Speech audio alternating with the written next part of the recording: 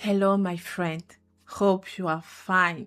Je te souhaite la bienvenue à notre moment pour recevoir la fraîcheur d'en haut qui désaltère nos âmes. Aujourd'hui, nous parlons d'épuisement émotionnel, mais plus précisément de la désillusion. Comme je te le disais la semaine dernière, les expériences que nous vivons, les situations vont nous remplir lorsque celles-ci vont nourrir un certain nombre de choses en nous, notamment le sens. Genre, je sais pourquoi je fais ça. Lorsque nous savons pourquoi nous faisons quelque chose, nous allons faire face à des situations. Nous allons faire face à des expériences émotionnelles. Et celles-ci, même quand elles seront négatives, vont nous motiver, vont nous propulser, vont être des choses qui vont nous remplir parce qu'il y a du sens. Il y a du sens dans tout cela. Il y a le fait qu'on sait pourquoi. Alors ces situations, on les prend comme un tremplin, on les prend comme une motivation.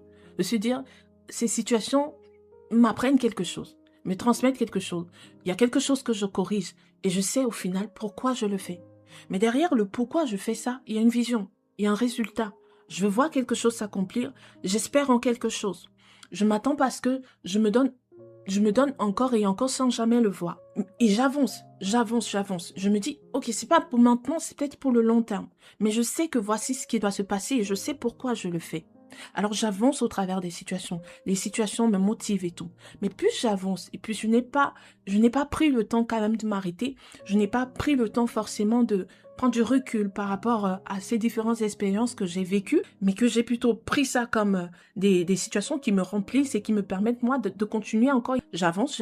Et lorsque sur le long terme, je vais vivre toutes ces situations-là, mais qu'au bout du compte, je ne vois même pas des choses qui me font me dire, ah, j'ai raison de continuer. Voilà, je commence déjà à voir un peu des résultats. Et que j'avance, mais au bout du compte, ce que je m'attendais à voir, l'attente que j'avais, n'est non seulement pas assouvie, mais il y a une sorte de rupture brutale. Je fais face à un échec, je fais face à une perte, je fais face à une situation qui est désastreuse pour moi. Il y a désillusion, il y a donc après effondrement. Parce qu'il y a comme un décalage. Je me suis donné en me disant, voici ce qui va se passer. Voici ce que j'espère voir arriver. Et les situations m'ont nourri pour pouvoir continuer en me disant, oui, ça va finalement se passer. Mais au lieu de ça, au bout du compte, c'est moi qui me retrouve encore en train de tout perdre, en train de souffrir, en train de faire face à une situation que je n'avais pas vu venir, telles que les choses ont été placées. Tout visait à ce que ça se passe tel que j'ai prévu que ça devait se passer. Alors oui, j'ai fait face à des situations un peu qui m'ont un peu chamboulé, mais au contraire, ça m'a plutôt rempli. Parce que je savais que si je fais ça, si je mets comme ça, si c'est comme ça, au bout du compte, voici ce qui va se passer. Tu as prié pour ta famille. Tu t'es dit, si je fais comme ça, je jeûne, je fais comme ça, voici ce qui va se passer. Et il y a plutôt eu un échec ou une perte. Tu t'es donné pour cette entreprise, tu t'es dit, je fais comme ça, voici mon attente. Dans 5 ans, dans ceci, voici ce qui va se passer. Au bout du compte, c'est pas ce qui s'est passé. Et tu as tout perdu. Tu t'es donné dans cette mission que le Seigneur t'a confiée pour ton pays, pour ta nation. Tu t'as dit, pour les jeunes, voici ce qui va se passer. Je vais mettre ceci en place. Ça va changer les mentalités, ça va changer les façons de faire. Les gens vont de plus en plus s'attacher, les gens vont se tourner vers le Seigneur si je fais ceci ou cela. Mais tout au contraire, tes ennemis ou des situations que tu n'avais pas envisagées se sont passées et c'est toi qui est plutôt mal vu. Et du coup, toi qui savais au départ pourquoi je fais ça, tu perds du sens. À cause de cette situation qui est venue comme une désillusion devant toi et tu t'es dit, ça ne sert à rien. Au final, pourquoi continuer? Au final, pourquoi se donner? Au final, pourquoi je vais continuer à avancer, je vais continuer à me donner? Je m'attendais à voir ceci se passer. Et même si ce n'était pas à la hauteur de ce que je m'imaginais, je m'attendais quand même à ce qu'il y ait des petits... comment je vais dire ça? Des situations qui me font me dire que il commence à avoir du fruit dans tout ça. Mais je n'ai pas ça. Mais en plus de ça, c'est moi qui me retrouve menacée. En plus de ça, c'est moi qui me retrouve en perte. En plus de ça, c'est moi qui me retrouve attaquée. En plus de ça, je me suis donnée pour les autres. Et c'est moi qui prends l'oppression. C'est moi. Le prophète Élie avait une attente forte. Comme cette attente que tu as, qui est peut-être d'autres ordres. Mais dans sa mission, en tant que prophète de Dieu, et vu le contexte dans lequel il était, le contexte religieux politique, Il voulait voir Israël revenir. Il voulait voir la conversion collective d'Israël, se redonner à leur Dieu. Mais ça n'a pas commencé au mont Carmel. C'était depuis le départ, quand la sécheresse arrive, quand il annonce là qu'ils font 3 ans, il se dit, ok, peut-être ça, ils vont comprendre que le Dieu, parce qu'il dit toujours, il se présente toujours comme le prophète de Dieu. Donc, c'est lui qui annonce au départ ce qui doit arriver. Il se présente comme cela et tu peux te dire que déjà avec la sécheresse, peut-être les gens vont se convertir et Israël va revenir auprès de leur Dieu. C'est pas ce qui se passe. Ok, il n'y a pas de souci, ne déstabilise pas pour autant. Et il continue. Maintenant, il se dit, ok, il n'y a pas de souci, on va aller au mont Carmel. Voici ce que le Seigneur va faire. Il voit l'exploit, il se dit, à la fin de ça, ce sera la conversion de tout le peuple. Ils vont se convertir, ils vont se donner forcément. C'est quand même un triomphe fracassant que le Seigneur va faire ici. Il ne s'agit pas juste d'envoyer le feu, mais les autres, ils n'ont pas pu le faire. Mais en plus, là, il a versé l'eau 1 fois, 2 fois, 3 fois. Et Dieu va venir non seulement consumer l'animal, mais les cailloux, tout ce qu'il y a. Il s'est dit, ok, jusqu'ici, vous avez refusé de choisir, mais venez ici, il a décidé. Quel est le Dieu que vous suivez? Qui? Décidez, positionnez-vous. Vous n'arrivez pas à vous positionner? Ok, voici ce que Dieu va faire. Et là, je suis sûr, vous allez vous positionner. Alors, et il le fait. Et le peuple crie au final que oui, c'est Dieu qui est le vrai Dieu. Mais pour combien de temps ça a duré? Parce que si ça avait eu un vrai impact, la situation politique, la situation religieuse aurait changé. Akab est toujours avec Jézabel. Les temples de Baal sont toujours là. Il n'y a rien qui est mis. On s'est seulement dit, oui, c'est lui le véritable Dieu. Mais lui, son but n'était pas seulement de se dire que oui, il voulait voir les choses changer. Il y a une conversion réelle du peuple. Mais rien ne nous dit dans la Bible que ce peuple s'était vraiment repenti à la langue. Rien du tout. La situation n'a pas vraiment changé avec le temps. Et au lieu de ça, Élie, il reçoit une menace. C'est-à-dire que lui qui a parlé à Akab, il dit à Akab, voilà, ça va, tu peux aller manger, la pluie revient. Après le mont Carmel, il prie Dieu, la pluie revient. Ils sont bénis par Dieu. Et Akab, lui, va plutôt annoncer à Jézabel, raconter à Jézabel. Et Élie reçoit quoi? Une menace de mort. Après tout ça, son attente était que ça va changer, le roi va se repentir, le peuple va se repentir, mais il reçoit une menace de mort. Jézabel est toujours celle qui dirige, c'est toujours celle qui est aux commandes, c'est toujours les dieux Baal. Quelle est cette attente que toi tu avais, que tu n'as pas vue se passer comme tu l'espérais? Au lieu de ça, il y a eu une rupture brutale avec la réalité qui t'a fait dire comme Élie, à quoi bon une réaction désespérée? C'en est assez. Ça ne sert à rien. Je ne suis pas mieux que les autres. Qui t'ont amené à t'isoler, à cesser toute action. Ou même quand tu continues de le faire, tu pries mais tu ne mets plus le cœur. Tu avances, tu rencontres des personnes mais tu ne te donnes plus parce que tu ne t'attends plus à ce que les choses se passent différemment. Tu ne crois plus forcément à la communication. Tu ne crois plus que ça peut bien se passer, que les choses peuvent changer. Quelles sont ces choses qui ont fait que le pourquoi je sais pourquoi je fais cela est devenu chez toi? À quoi bon le faire? Et à quoi bon continuer? À quoi bon espérer? À quoi bon se dire que ça peut changer? À quoi bon croire que je peux apporter quelque chose? Regarde ce que je voyais. C'était ça que je voyais. C'était comme ça que je voyais les choses. Mais la réalité, elle est complètement à l'opposé. Il y a un échec. Il y a une maladie. Il y a la perte de quelqu'un. Il y a quelque chose qui s'est passé. Mais je ne suis pas juste là pour te dire que tu es dans cet état. Je suis là pour te dire que tu peux retrouver du sens. Je suis là pour te dire que tu peux te relever en te disant aujourd'hui, je sais pourquoi je fais ça, et trouver en toi une motivation nouvelle. Je suis là pour te dire que c'est possible d'y remédier. Mais comment? Aussi étonnant que cela paraisse, la première des choses qu'il faut faire, c'est de restaurer le physique avant le sens. Oui, il y a une perte de sens, mais c'est d'abord le physique. Pourquoi le physique? Parce que les émotions dépendent directement de l'état physiologique du cerveau. Oui, sans le repos ni le sommeil, le cortisol est élevé et les réserves énergétiques diminuent. Le cerveau consomme environ 20% de l'énergie du corps. Ce que tu dois comprendre ici, c'est que quand on parle d'émotions, on parle aussi du cerveau. Et le cerveau a besoin d'un certain nombre de choses que les aliments lui donnent. Le glucose, l'acide aminé, il a besoin de ça pour fonctionner. Et donc, il est important, devant de telles situations, pas vouloir directement traiter le sens. Ça ne sert à rien. Ou de vouloir directement rebondir. Ce qu'il faut faire, c'est s'arrêter et prendre un temps de repos. Pourquoi? Parce que lorsqu'on est émotionnellement atteint, lorsqu'on est vide émotionnellement, le cerveau aussi, il est vide. Lorsqu'on est vide, on ne peut pas réfléchir, on ne peut pas penser, on ne peut pas dire les choses telles qu'on doit les dire. On n'arrive pas à prendre du recul et avec une certaine distance avec la douleur. Tu comprends donc pourquoi Dieu n'a pas commencé à discuter avec Élie en ce moment.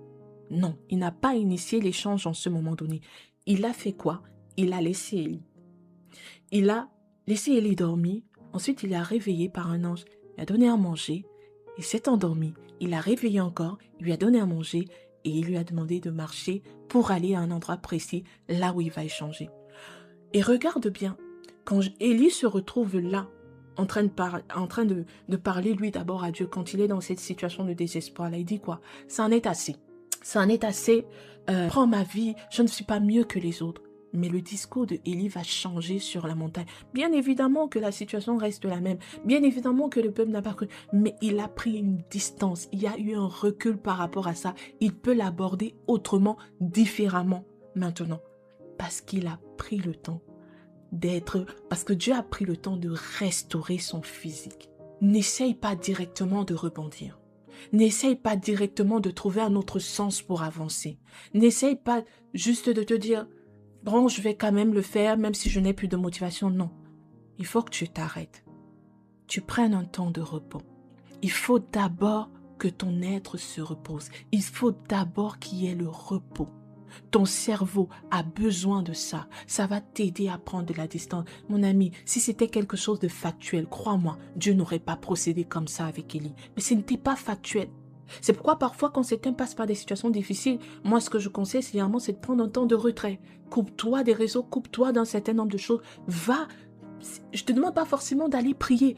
Repose-toi, mange, marche. Tu prendras alors de la distance. Tu pourras mieux en parler. Avec quelqu'un, avec Dieu, tu pourras mieux en parler. Parce que pendant que tu es encore à chaud, pendant que ça, c'est encore là, tu seras dans un état comme celui d'Élie de dire, ça ne sert à rien. Ça ne sert à rien. Prends ma vie, c'en est assez. Qui désire la mort. Mais est-ce qu'une seule fois, quand il va au rêve, tu l'entends parler de mort? Mais pourtant, il parle toujours de cette situation, il parle toujours de cette situation-là, de ce contraste-là et de comment ça peut le peiner. Il exprime son cœur. Mais il y a d'abord eu ce moment de repos, ce moment où il devait manger, dormir, manger, dormir, ensuite marcher. C'est la première des choses à faire. La deuxième des choses à faire, c'est de mettre les mots sur la situation. Oui, quand il y a eu ce temps de repos, ce temps de... On s'est nourri, on a nourri notre cerveau, on a permis à notre cerveau de respirer, de s'oxygéner normalement, on a pris du recul. Puisque la situation est toujours là, il faut maintenant en parler. Alors, cherche quelqu'un, va devant le Seigneur, tiens-toi dans sa présence, ou cherche un frère, cherche quelqu'un, mets les mots sur la situation. Exprime ce qui est. Exprime ce que tu vis sans la minimiser. Exprime la situation telle qu'elle est. Parle-en avec tes émotions. Dis ce que tu ressens. Comment est-ce que tu l'aperçois? Élie va dire les choses. Il va dire à Dieu, voici, moi, j'ai du sel pour toi, mais regarde, ton peuple t'a abandonné. Ils ont abandonné ta parole, ils se tournent vers et Jézabel. En plus, ils veulent me tuer. Il parle de son désespoir. Il parle de cette situation qu'il trouve injuste. Pour lui, c'est injuste que les choses se passent comme ça. Et il l'exprime. Mets les mots sur la situation. Mets les mots sur la situation. Ne la minimise pas. Trouve quelqu'un. Parle-en. Parle à Dieu ou parle à quelqu'un de la situation sans la minimiser. Et en troisième lieu, pour finir aujourd'hui, reconstruis un sens véridique basé sur la parole de Dieu. J'aime cette troisième partie. Reconstruis un sens véridique. Reconstruis un sens qui s'appuie sur la parole de Dieu, qui est plus élevé que la réalité. et ajuste l'engagement en fonction de ce sens qui est véridique. Je ne te parle plus de la réalité, mais je te parle de la vérité. Parce que lorsque Élie se retrouvait dans cet état, il se dit, c'est une désillusion, c'est une injustice, ce n'est pas normal, moi je m'attendais à ça, voici ce qui s'est passé. Quand il parle avec Dieu, je t'assure, ça change complètement son paradigme. Parce que là, il se rend compte que Dieu a un plan. Dieu a prévu de faire quelque chose et Dieu prévoit qu'il joue un rôle aussi dans ça. Tu vas oindre tel, tel et tel, tu vas oindre Élisée qui va prendre ta suite. Il y aura toujours quelqu'un. Toi, tu penses que tu es resté toi seul? Ah non, il y a 7000 personnes. Peut-être qu'ils n'ont pas su se lever comme toi, mais il y en a. Mais en plus de ça, il y a un petit que je vais te donner. Il y a un petit Élisée.